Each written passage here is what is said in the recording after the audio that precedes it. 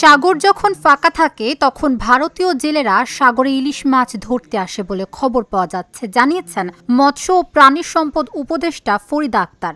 দুপুরে সাভারের প্রাণী সম্পদ গবেষণা ইনস্টিটিউটে বার্ষিক গবেষণা পর্যালোচনা কর্মশালার উদ্বোধন শেষে সাংবাদিকদের সাথে আলাপকালে তিনি কথা বলেন।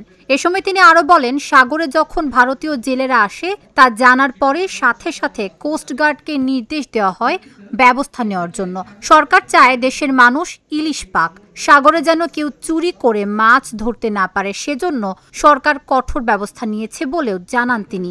এ সময় মৎস্য ও প্রাণী সম্পদ মন্ত্রণালয়ের সচিব আবু তাহের মোহাম্মদ জাহের সহ আরো অনেকে উপস্থিত ছিলেন।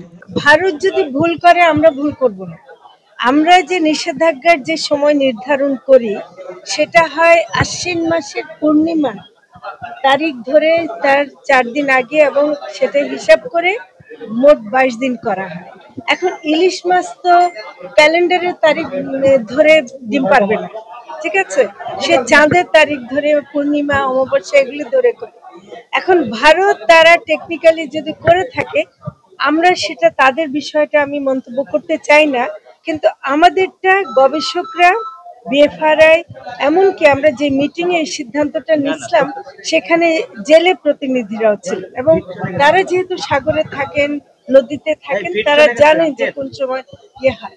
যেটা আমাদের বেশি করা দরকার এবং হচ্ছেও যদিও, সেটা হলো যে যখন নাকি নদীতে বা সাগরে আমাদের জেলেরা যেতে পারে না, আমাদের কোস্টগার্ড, নৌ পুলিশ তাদেরকে ধরে, ওই সময় যেহেতু তারা ফাঁকা পেয়ে যায়, তারা ভারত থেকে আসছে বলে কিছু খবর আমরা পাচ্ছি।